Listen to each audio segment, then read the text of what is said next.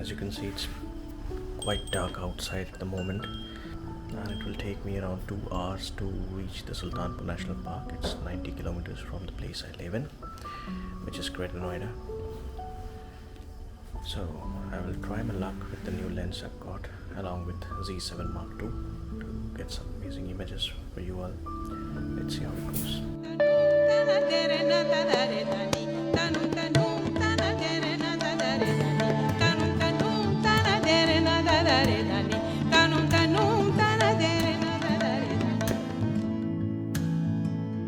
Camera moments में आप सभी का स्वागत है। मैं आपका होस्ट सिद्धार्थ। इस वीडियो में मैं आपको ले चलता हूं हरियाणा में स्थित सुल्तानपुर नेशनल पार्क, जहां मैं अक्टूबर के महीने में बर्डिंग करने गया था। सुबह 7:15 बजे करीब मैं सुल्तानपुर नेशनल पार्क पहुंच गया। सबसे पहले खुद की और मेरे कैमरे की टिकट लेने के बाद मैं पार्क में प्रवेश किया। लगभग 1 साल के बाद मैं यहाँ आया था, तो इसलिए धीरे धीरे इधर उधर देखते हुए मैंने अपने बर्डिंग के सफर को शुरू किया।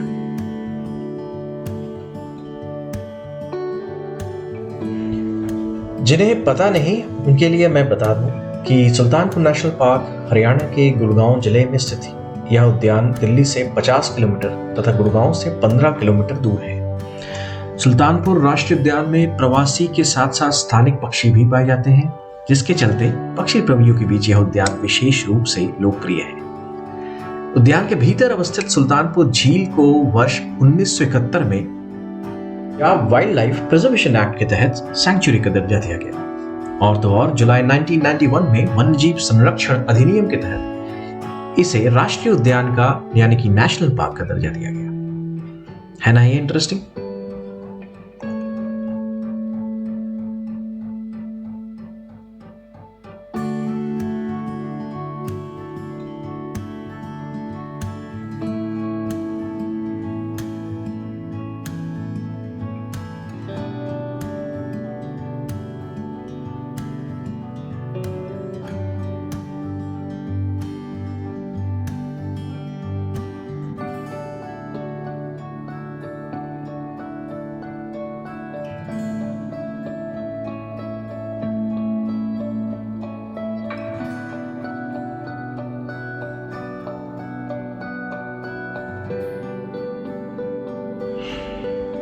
पक्षी किसे पसंद नहीं, उनकी तरह बेफिक्रे कहीं भी उड़ जाना किसे पसंद नहीं। सभी के दिमाग में कभी न कभी ये बात जरूर आती है। खैर, यह तो रही अपनी अपनी कल्पना की बातें। अब चलिए मैं आपको सैर कराता हूँ पक्षियों के इस खूबसूरत नगर में, सुल्तानपुर नेशनल पार्क।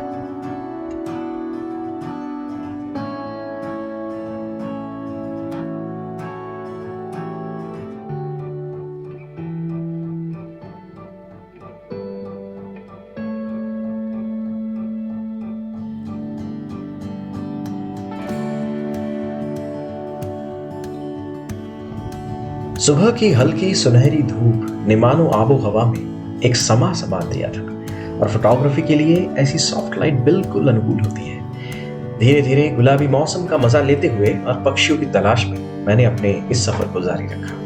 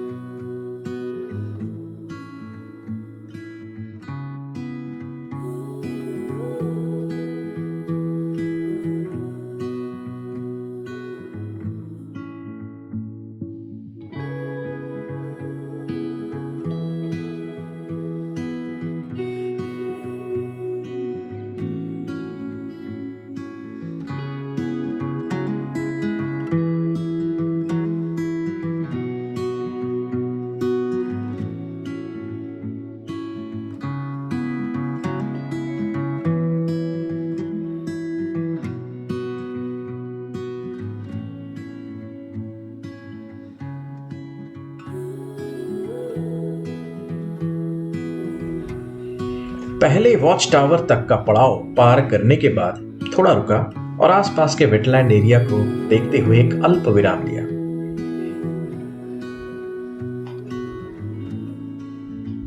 और बस मैं निकला ही था उसके बाद ये खबर मिली कि मुख्य ट्रैक से हटके जंगल के अंदर बर्डिंग ग्रुप के मेरे बाकी साथियां पक्षियों की तलाश में गए हुए हैं। मैं भी वहां पहुंचा और उनसे मुलाकात की। अब देखिए वहां तक पहुंचने का रास्ता मेरा कैसा था।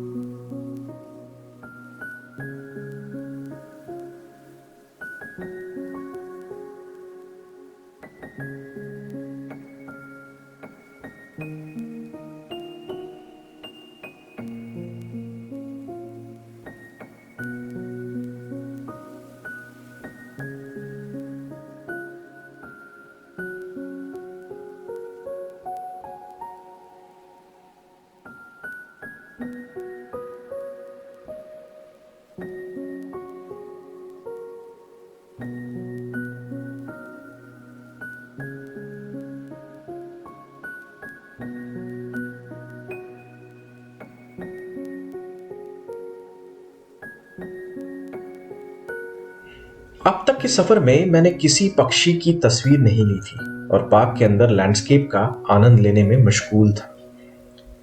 थोड़ा और आगे बढ़ते ही एक बहुत ही सुंदर शिकरा पेड़ की डाल पर बैठा इधर उधर देख रहा था और मेरी माने तो यही मौका था जब सारे मेरे बर्डिंग ग्रुप के सदस्य एक जगह जुट के बस उस शिखरा की खूबसूरती को निहारने में जुट गए।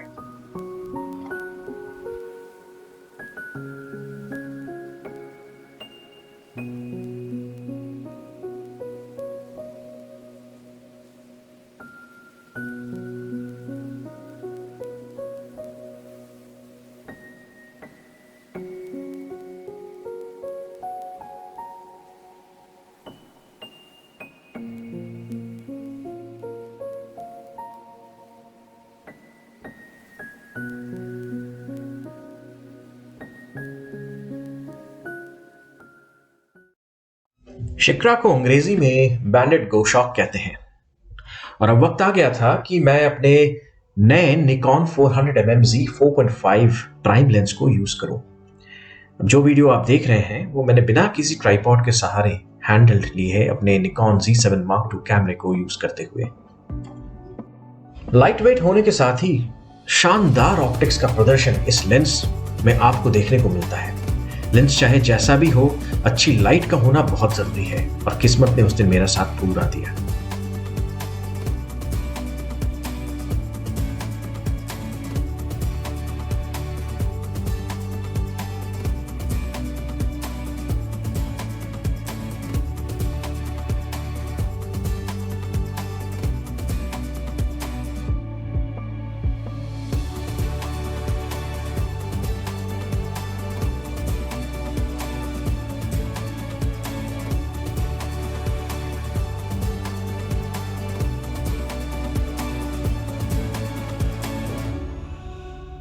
वाह, इस मूव ने तो मानिए मेरा बस दिल ही जीत लिया।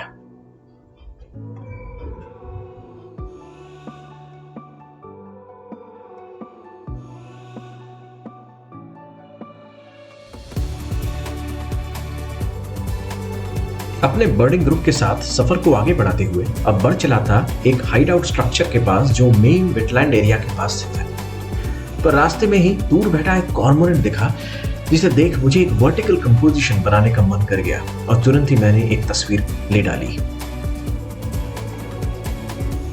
अब आप देखेंगे वो तस्वीर जो मैंने यहाँ पे वर्टिकली कंपोज करके इस कॉर्मोरेंट की ली।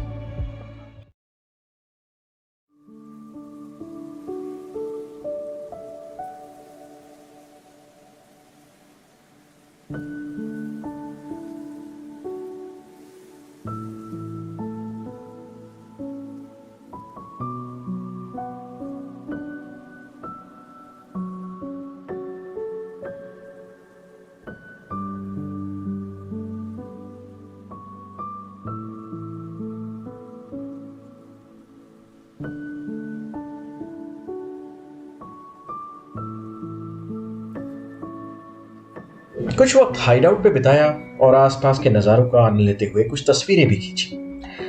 हाइड आउट ठीक ही था, बहुत खास तो नहीं बोलूंगा, क्योंकि उस समय सूरज की रोशनी पर अपने परवान पे थी और लाइट कुछ सॉफ्ट से हार्श होने लगी थी। तो फोटोग्राफी के एंगल से बहुत अच्छा मोमेंट नहीं था, पर एक नेचुरल एटमॉस्फेयर में टाइम स्पेंड करने का जो अनुभव होता है वो बहुत खास था। Painted stocks, Asian open bill stocks जैसी बहुत पक्षियां और कॉर्मोरेंट्स जैसी एक्वेटिक ऐप बर्ड्स भी आसपास इधर उधर चारों तरफ नजर आ रही थी। तो कुल मिला के एक अच्छा अनुभव था।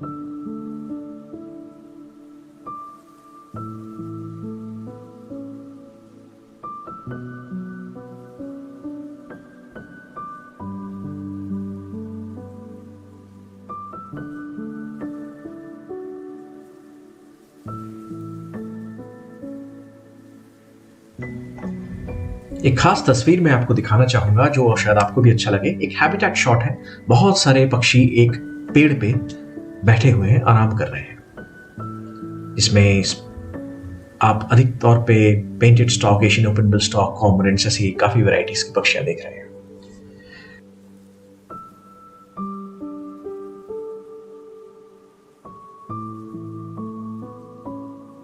पार्क के बाकी हिस्सों को देखने के लिए हम सभी आगे बढ़ी हैं कि दूर बैठा वहां एक resident bird black naked stock दिख गया, जो दूर तो था पर मौका बहुत अच्छा था एक हैबिटेट शॉट लेने का, और बिना देर किए मैंने एक वर्टिकली कंपोज्ड हैबिटेट फोटोग्राफ ले डाली।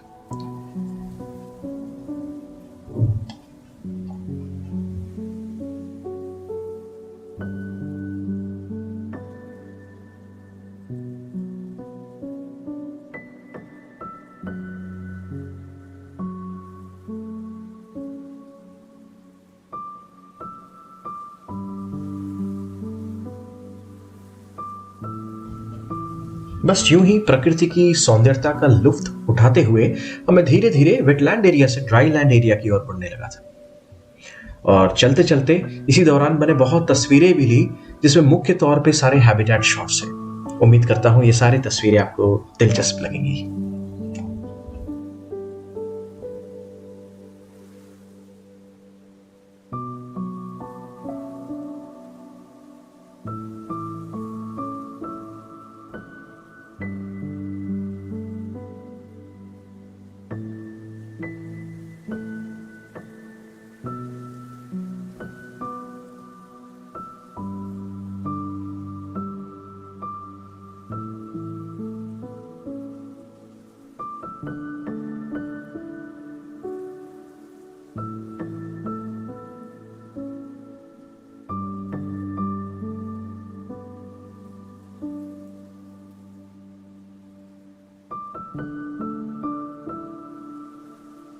सुल्तानपुर नेशनल पार्क के उस दिन के ट्रिप को समाप्त करने से पहले मैं आप सभी को वहां के इस बेहतरीन इंटरप्रिटेशन सेंटर का एक छोटा सा टूर कराना चाहूंगा।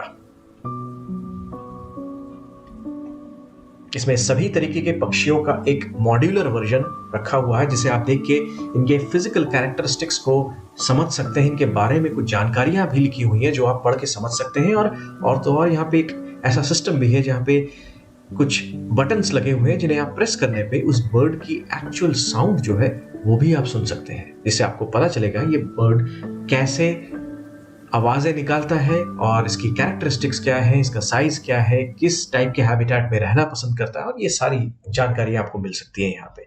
बहुत ही अच्छा अनुभव था यहाँ पे मेरा।